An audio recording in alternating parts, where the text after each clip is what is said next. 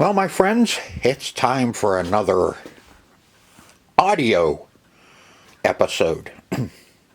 Let's see, you may have seen this this dirty, filthy thing that I brought in when I went over to my old shop, and I pulled this out. It's been a while. It's probably been sitting over there, oh God, I'll bet 10 years. And I know the normal saying is, it worked the last time I used it. I love that when people say, oh, well, I was working when I put it away. Okay, well, I'm not sure if I remember correctly. This one wasn't reading discs, is why it was sitting up on the shelf, waiting for me to look at it and see if I can't get it working. Okay, this is a Pioneer compact disc player, PD 4100. You can see it's pretty filthy. I don't know what the inside of it looks like. I've never had this open, so we're going to find out together what it looks like. But yeah, Pioneer is it's a good brand. I mean, they really had some good equipment. What's that? You want a history lesson on Pioneer? All right. Well, if you asked, you asked for it, then let's go get some history on Pioneer. We'll walk right over here. And now it's history time with Hopper. Okay, Pioneer Corporation. Now, same thing.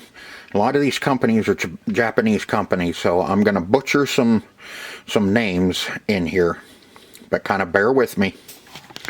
Now that I cannot read, but I'm sure it says Payana Kabashushiki Gashua, commonly referred as Pioneer, is a Japanese multinational corporation based in Tokyo that specializes in digital entertainment products. The company was founded by, here we go again, Nozomu Matsumoto in 1938 in Tokyo as a radio and speaker repair shop. Interesting. Its current president is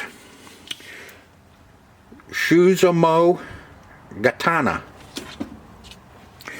Pioneer played a role in the development of interactive cable TV, laserdisc players, the first automatic compact disc player, the first detachable face car stereo, super tuner technology, DVD and DVD recording, the first AV receiver with Dolby Digital plasma display, if anybody remembers this plasma, with the last 2 years of plasma models being branded as Kiru, K-U-R-O, Kiru, lauded for their outstanding black levels and organic LED display, OLED. The company works with optical, disc, and display technology software products, and also a manufacturer, BMW, Volkswagen Group, and Daimler AG of Germany jointly acquired a 3% ownership stake in Pioneer through a joint venture company called Here BV. Of Pioneer's shares are held by most of the Pioneer shares are held by Mitsubishi. So, you see BMW, Volkswagen Group, and Daimler owned stake in Pioneer. So that was one of the reasons most of the car stereos in these auto manufacturers were Pioneer. In March 2010, Pioneer stopped producing televisions as announced on 12 February 2009. On June 25, 2009, Sharp Corporation agreed to form a joint venture on their optical business to be called Pioneer Digital Design and Manufacture Corporation. In September 2014, Pioneer agreed to sell Pioneer Home Electronics, Home AV, to Onkyo, O-N-K-Y-O, Onkyo.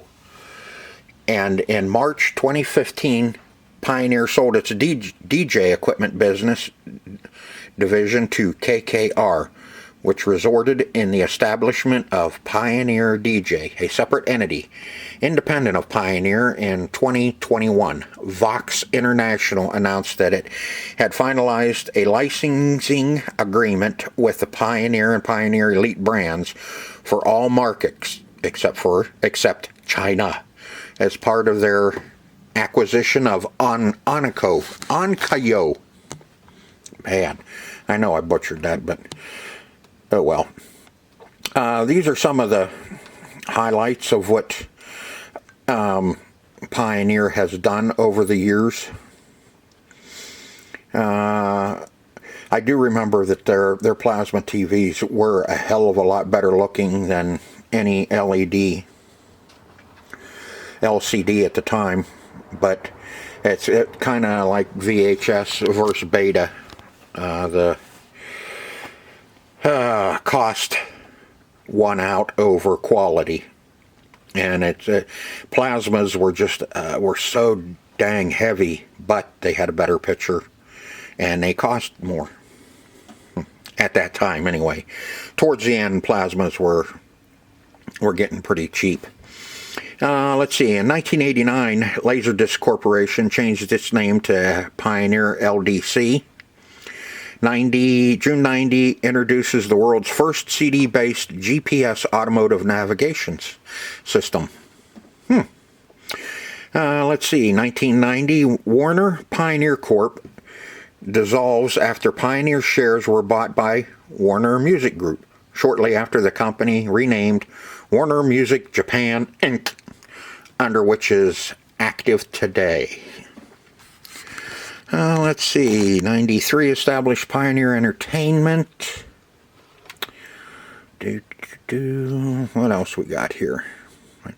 You can see the long list of accomplishments from Pioneer. I remember Pioneer did have the first detachable face car audio stereo. September 2014, Pioneer would sell its disc jockey equipment business to private equity firm KKR for about 59 billion yen, 550 million US. Let's see, 2019. Pioneer delists from the Tokyo Stock Exchange to focus on debt reconstruction after the bailout was accepted following an extraordinary shareholder meeting. Yeah, would have liked to have been in that one. Okay, brands and devices. This is pretty short, so we'll go ahead and go through that. Pioneer Car Electronics. Let's see, Pioneer Elite produces premium electronics that are usually high in quality and price. Most Pioneer Elite brand electronics have the gloss black Urusha finish. Pioneer Elite debuted their first Blu-ray disc player, the BDP-HD1, in January 2007. Pioneer released the first 1080p plasma display, the PRO-FHD1. In the summer of 2007, Pioneer released the Kuru line of plasma displays that the company claims has the best black levels of any flat panel display, which leads to greater contrast and more realistic images. Kuru means black in Japanese. Pioneer Cycle Sport, GPS bicycle computers, and single dual-sided crankset-based power meters. Let's see. Carozilla,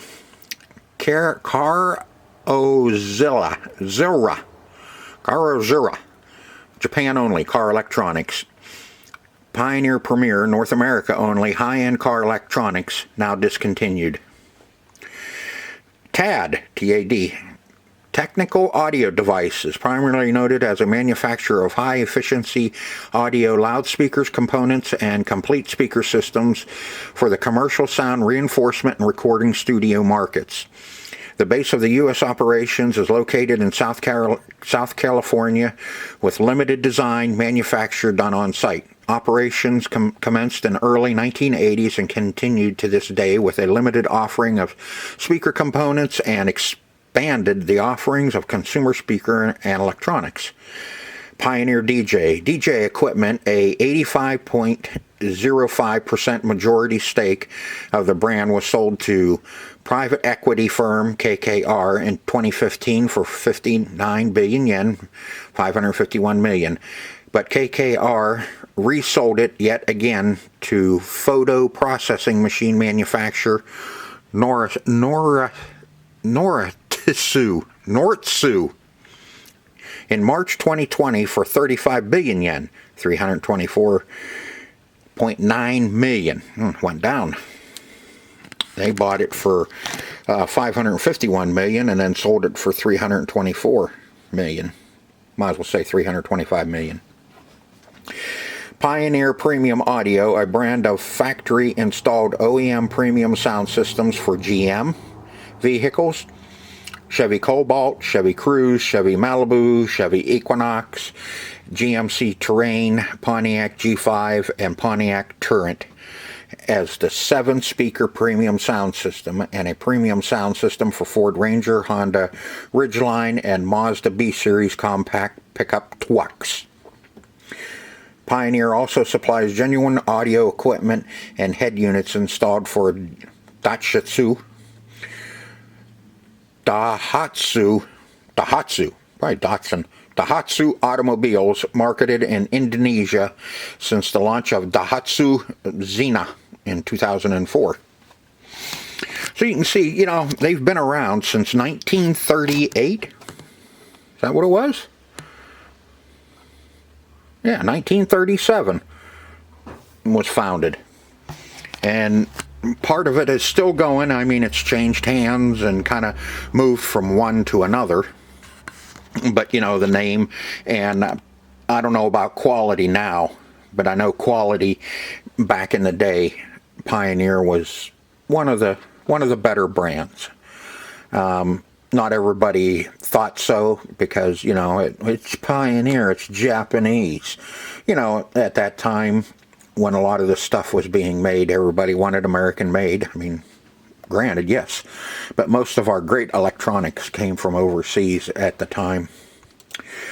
Our Pioneer PD4100 disc format CD mechanism, PWY 1003, frequency, you know, and you can see everything, year is 1988. Accessories, remote control. We don't have a remote control, so I think we're going to have to, we'll probably scrounge up I'll buy a universal remote to put with this if we get it going.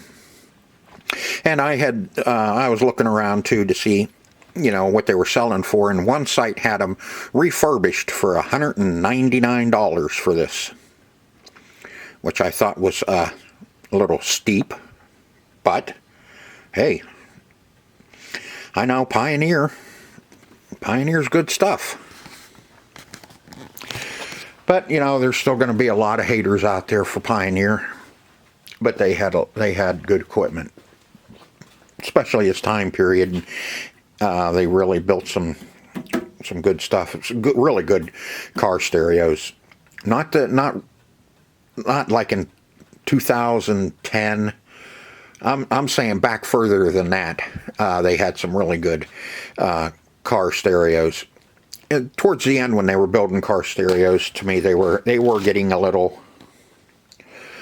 Well, I can't say that because they had some high-end ones with the faceplate, or the detachable faceplate that was really, really good. And then they had some of the, I guess you'd call it a budget model. Still had a detachable face, but it was noticeably inferior to some of the other ones. I used to buy and sell a lot of car stereos. I used to buy pallets of returns of car stereos, so I know Pioneer and their speakers. Their speakers, they're the same thing. They had budget speakers, then they had really good speakers for car audio. But that's beside the point. That's another whole nother video. No, it's not. No, it isn't. Okay. So what we need to do first is we need to plug this in and hook it up to our stereo here and see if it's going to do anything for us or if it's just going to sit there and laugh at us. So I'll get you set up and let's see what we can come up with. Alright, let's plug it in and turn it on and see if any mice run out of it. Oopsie.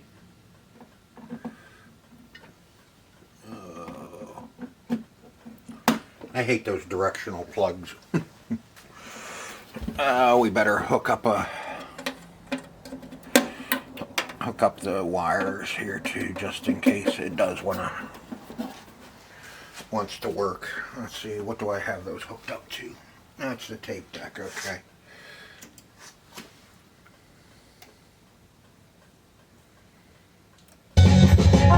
Oops. Okay. Power. Whoops, it was on. Okay, let's see. Open.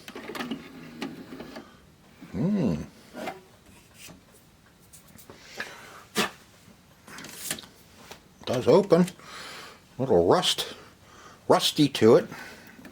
Let's get a CD.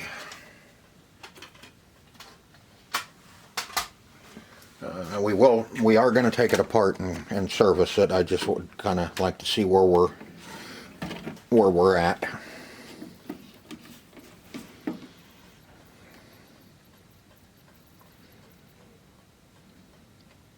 Read it, 14 tracks. To play.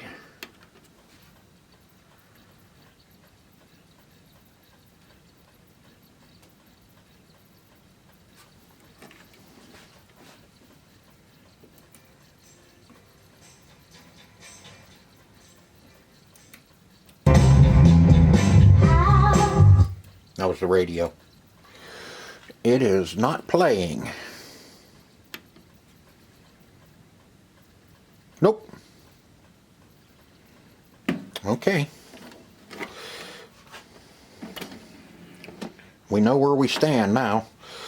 Now we get to take it apart and see what's going on with the player. It read it at first. It told me there was 14 tracks, which that's how many tracks are on Pete Frampton. But then it seemed like it read that, but that was about as far as it wanted to go. And I pushed play and it just went to all zeros.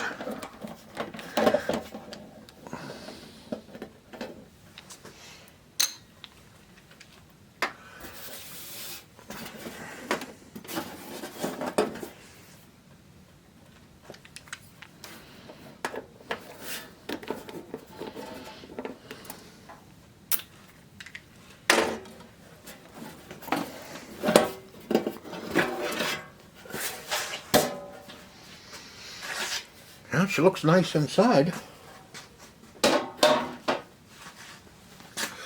But nice doesn't mean anything.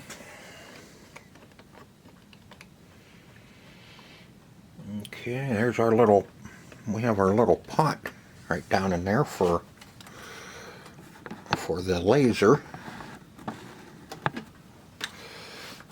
Right there's our little adjustment pot. So we might get lucky and we just have a weak laser from time or something else. If we can get to it. I'd like to clean the laser.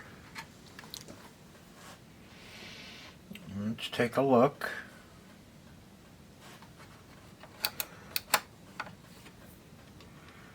I don't know if I can get the lid off. Let's open that up.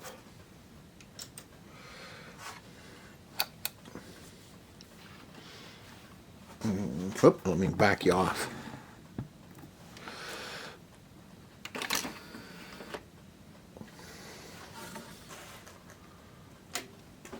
There we go, and turn the power off.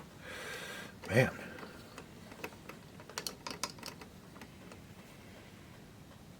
Hard to get down into that laser. I'd like to get in there and clean it, if I could.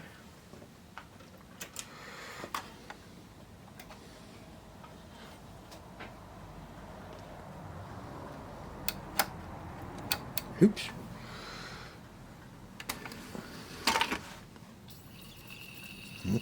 It's spinning. Yep, see it red. 14 tracks. Track 1. Play.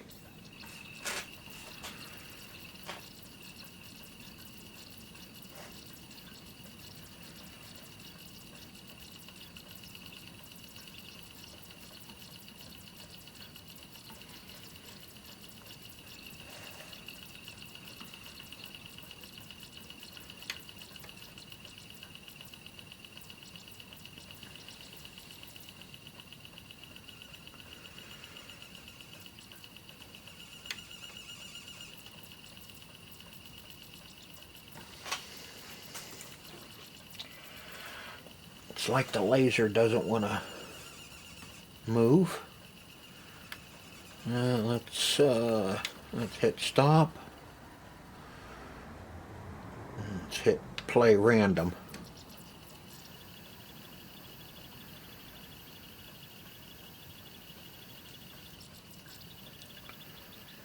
Yeah, it keeps scanning through looking. It can read how many tracks are on it, but it can't. There, see, it tried. Yeah, it's trying. Okay.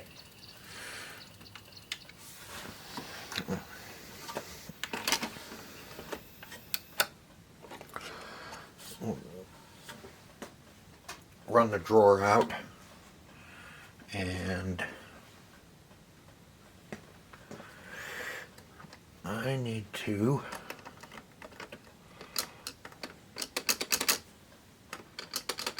that's spring loaded. Can we get to, yep, there we go. That's better. That's the magnet that holds down on the CD. All you have to do is you lift up this little bracket and then it'll slide out of there. Laser looks a little dirty, not terrible. So, yeah, that one's got oil on it. I don't think we want to put any oil on the laser. I'm just gonna take a cotton bud and some alcohol and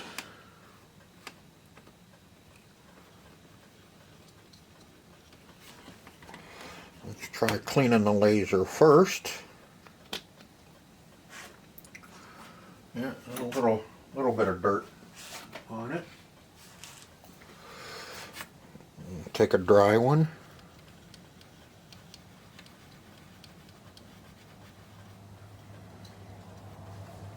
And dry it off a bit. Notice I didn't say all the way, I just said a bit.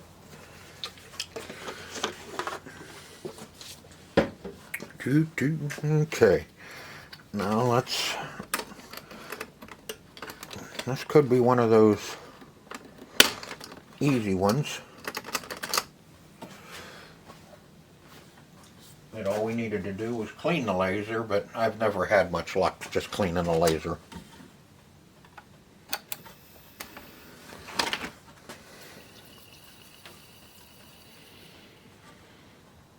Okay, 14 tracks. Push play. Track 1.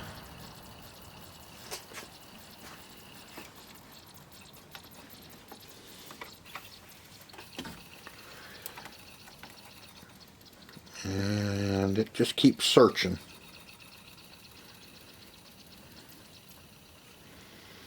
Searching, searching, searching.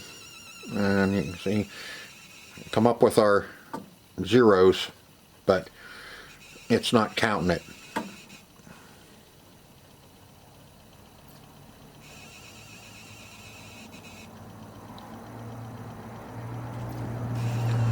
Okay, let's stop. Yep, see, track 1. I don't know if you can read it. Track 1, play. CD starts spinning. Starts looking for track 1.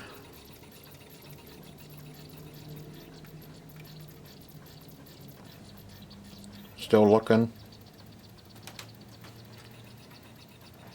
Okay, if we hit stop, if we hit play random, CD spins, you can see it just scanning and scanning and scanning, looking for a track that it could play. And it's an Ivan. There, you heard it, it tried. It's an Ivan Nogudsky. Okay, so I'm going to get set up and we're going to check that laser and see what kind of reading we get on our laser and see if we need to adjust it. Okay, I got us all set up. If you're not familiar with lasers, some of you have already seen me do this before. On these you can adjust the intensity of the laser. What happens is over time it's like a light bulb. Over time they kind of lose intensity and it takes a little bit more voltage to get peak efficiency out of them. And this one, we're right at like 0.62 on a voltage drop. Now normally what I like is right around 3.5 on these. Sometimes you have to go a little lower because the laser, it's, you know, a cheaper laser. This one being as though it's in a Pioneer, I'm sure it's a, you know, it's a better laser than what's in your store-bought brand right now. And all you do is you take this little pot here, and not pot to piss in, but, and if I'm not mistaken, we'll try it first, it's not going to ruin it. We'll go counterclockwise with it. Let me make sure I got a hold of it. You know, it's just on a little ribbon cable, so you don't want to push on it too hard. You actually want something that fits in it pretty good. Yeah, counterclockwise, we're down to 6.2. You know, this one is fairly easy because the pot is right out in the open and you can adjust it without taking the laser out. And you can get it turned. A lot of them, you actually, I'm going to try a different screwdriver. A lot of times you have to take the laser out of these, out of them to adjust them. But this one's easy. You can adjust it down. See, I still didn't get it. You can adjust them down and then try it with the cover off of it. And if it's still not working, you can just reach in there and adjust it some more. That's what I like about these ones. Come on, there we go.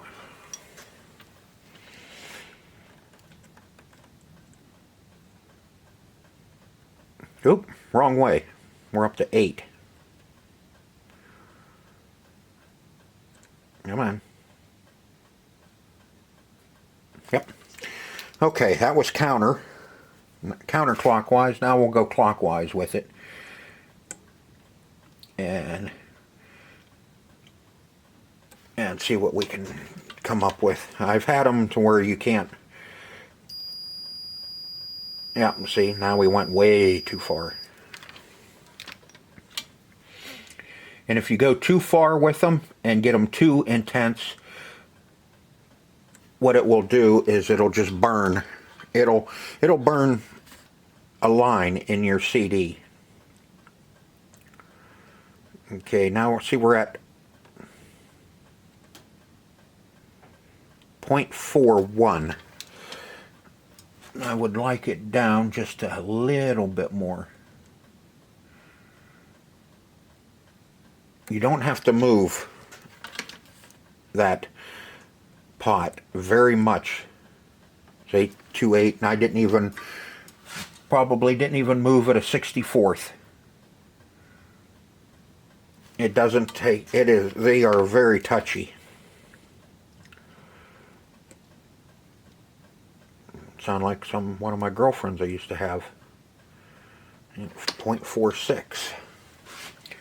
And it's tricky, but you can get it. When you think you moved it, check. 4-1. If you feel you moved it, you went too far. It just takes a very light touch. 3.9, yeah. Let's try it there at 0.39 and see what we get. Okay, 14 tracks. Starts up, track 1.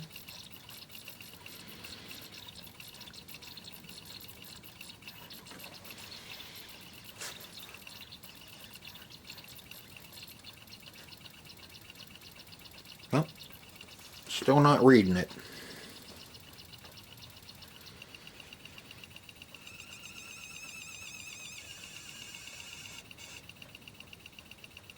Nope. And I've had them where even though you get them down to the right level of intensity, they won't play. We may have to do a little bit of maintenance on the deck. Okay, still nothing. Stop. Turn our power off.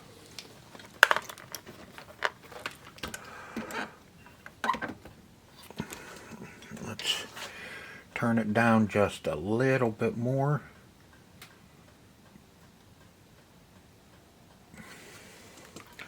And lower is not always better. At a certain point, let's see, 0.34. That's where I normally like them.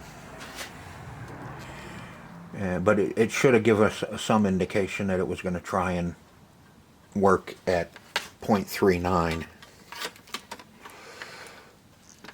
So we may have to, this one may take a little bit lower.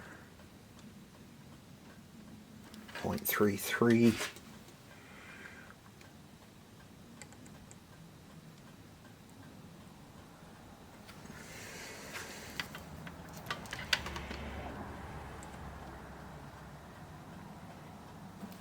Oh, to test these pots, there'll be one side with one pin, one contact, and the other side has two contacts, solder points. When you go to the side where there's two and test across that. Where are we at? 0.26.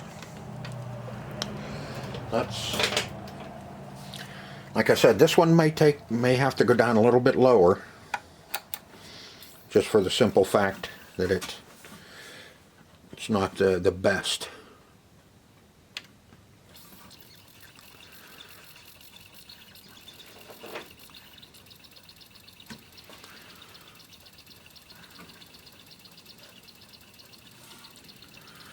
Let's see.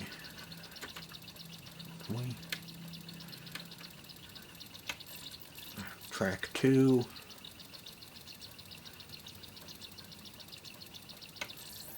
3. I hear the laser moving. It is moving.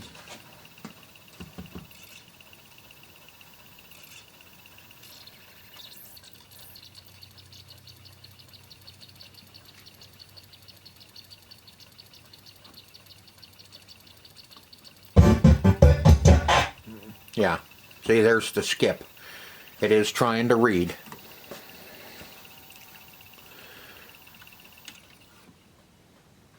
So let's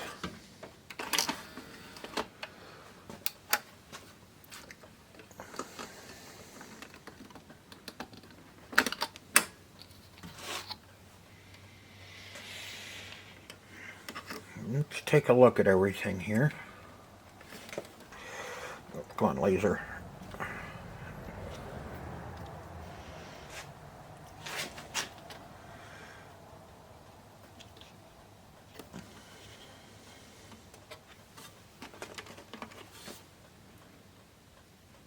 Disc is okay.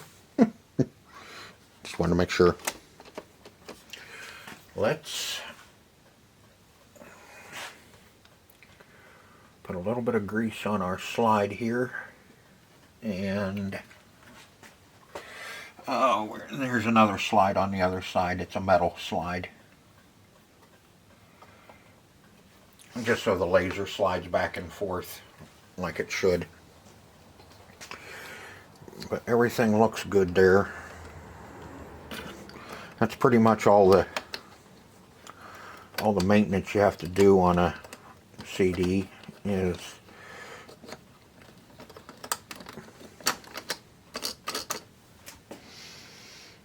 to make sure that the slides have enough grease on them.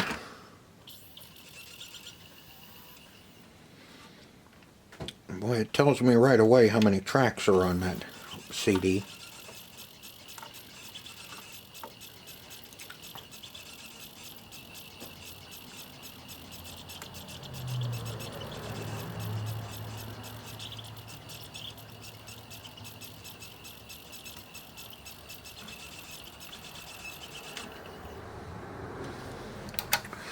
All right, let's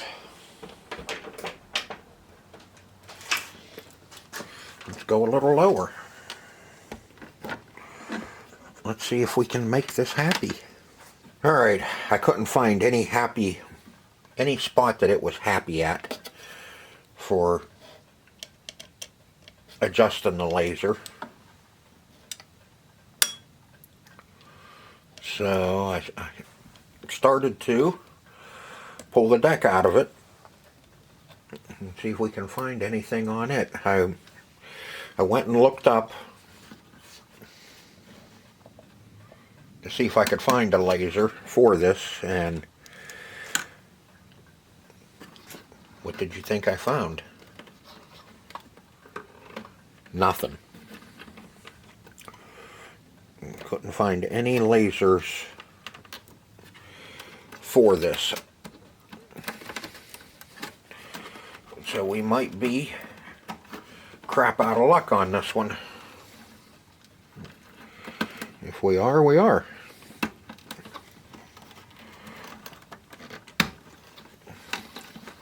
But I would like to get it out and see. And we're moving the two wires here. And remove the cable for the laser. And these decks are just like a PlayStation 2 Slim. They're just mounted down in here with 4 long screws. Where you at? There you are. 4 long screws. And then the whole deck assembly will come up out of there. Motor and all. You know, there's no sense in buying one that's untested, because 9 chances out of 10 it's been tested and it's running into the same problem that we are. That the laser is dookie.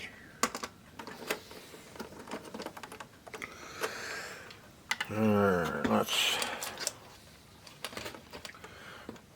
see, a little rubber guy there.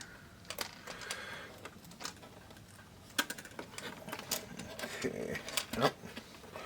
Still just one screw that I thought I had that all the way out. Now I do.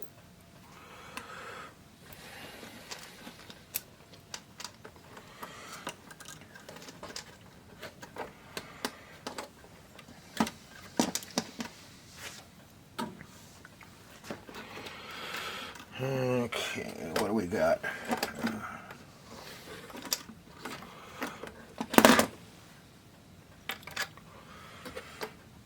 Got some wire tamers down in here.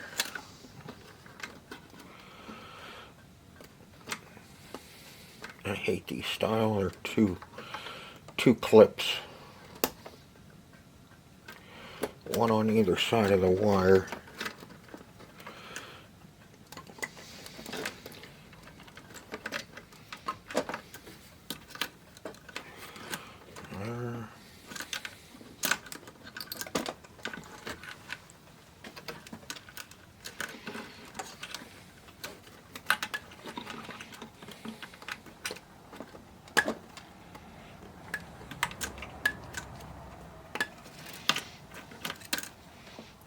One more.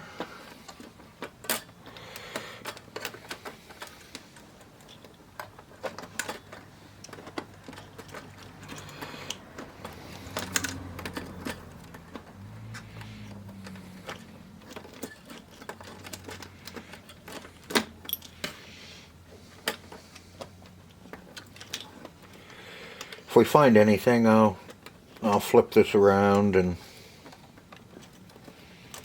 show you how all this crap goes back together, but I'm not holding out much hope.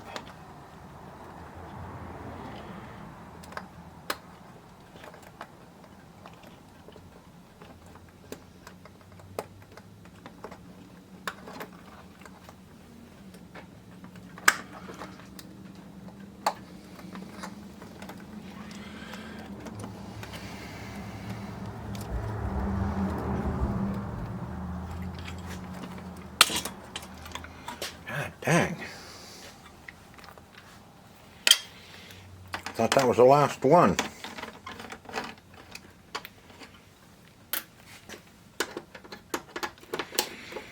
There's one way back in there that I can't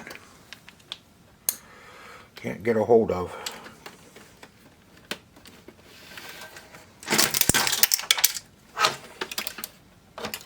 Can now.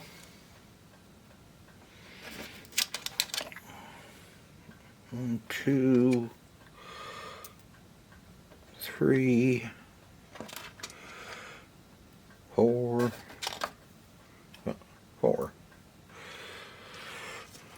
Okay. There's our laser deck. Alright, here's the plan, I guess. I'm gonna put the deck back down in here. And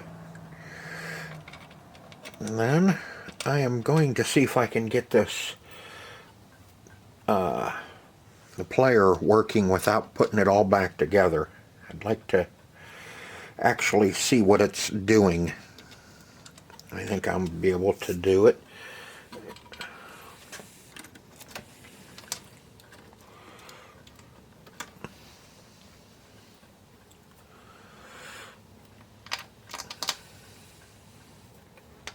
The decks are pretty easy to take out of this. Once you figure out everything that's needs to come out. Makes it easy anyway.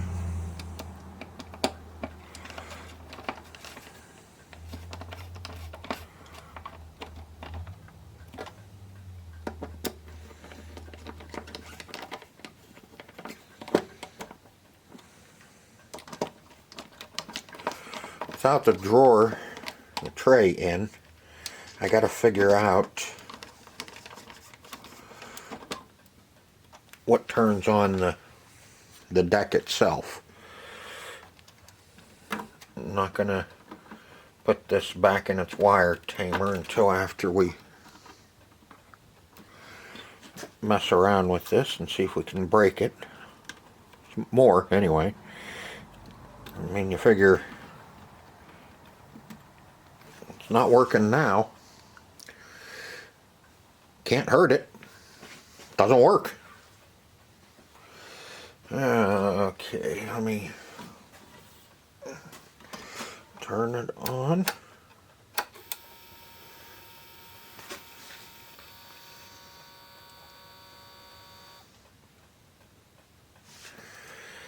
Alright, now should be a little switch over here somewhere that turns on the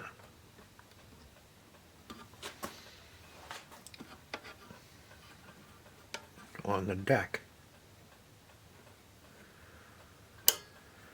When the tray goes back in, it should trip a little switch and turn it on.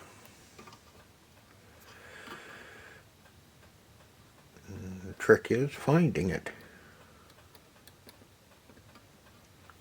I thought it was this guy right here, but that doesn't do squat. Okay, now let me put that little ground screw back in.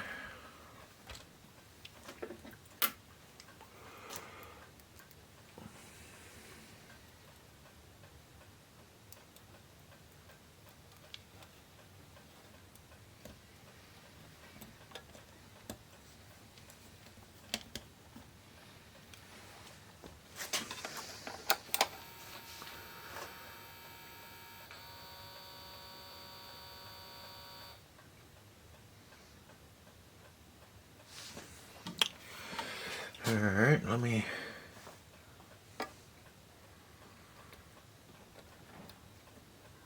I think that's what runs the tray in and out.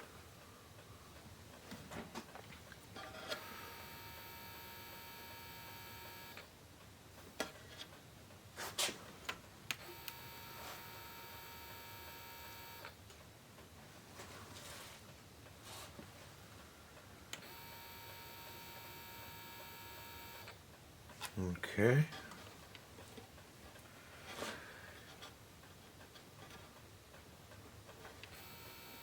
Oops.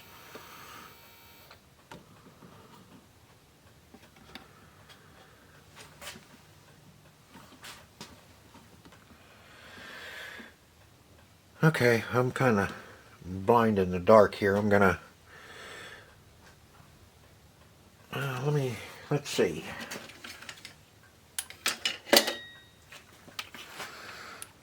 Here's our tray.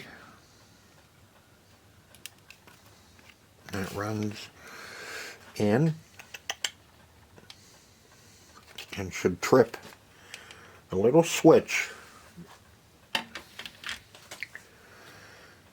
telling the deck that there is a CD in it.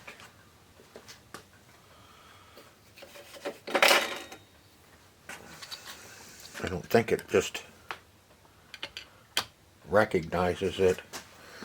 There's a disc in it like that.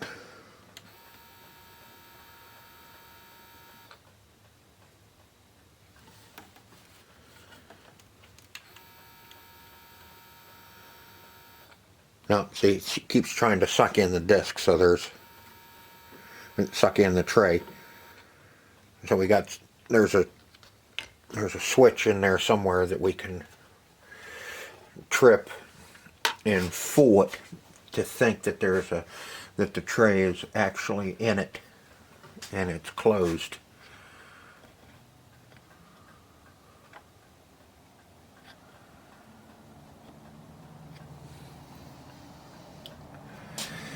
Alright, I'm gonna have to shut you off again while I try and figure it out.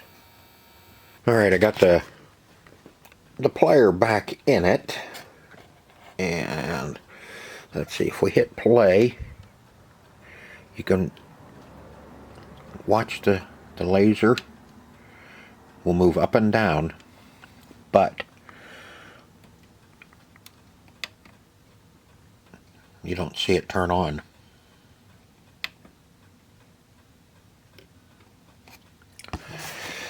It's kind of weird. And if you put a disc in it,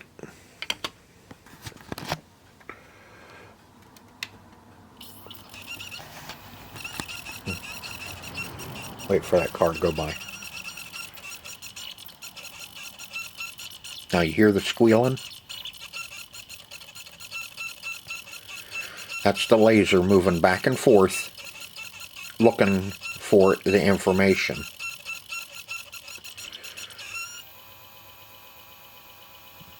Now just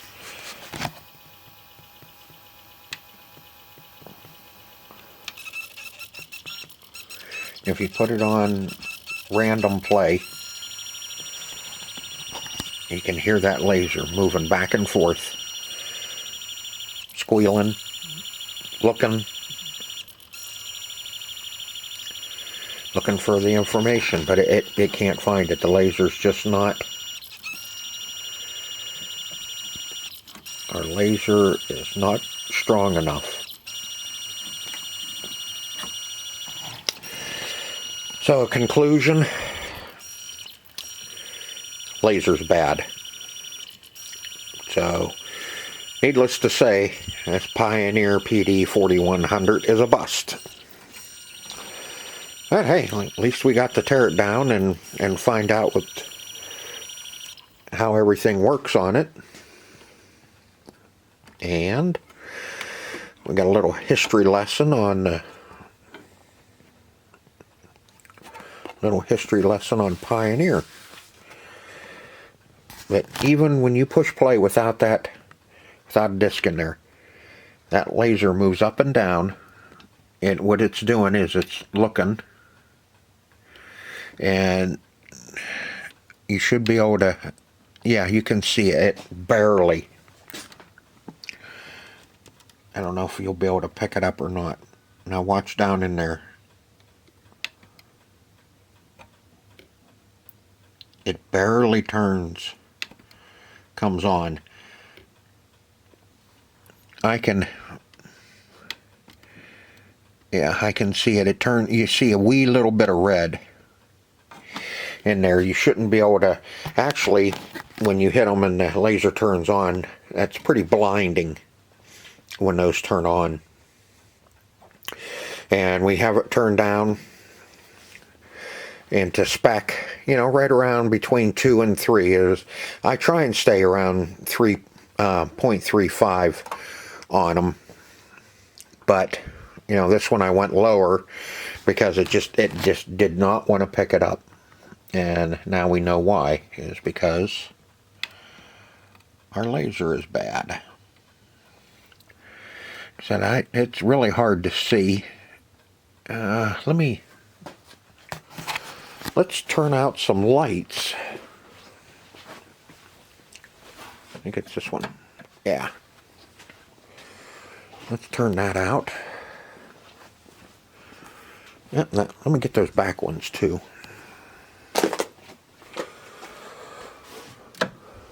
There, the only one I have left on is above the pinball machine. Okay. Now let's see what we can see. Yeah, barely in there.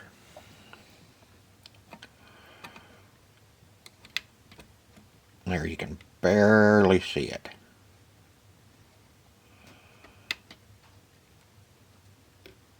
It's just not strong enough to read the information on the disc.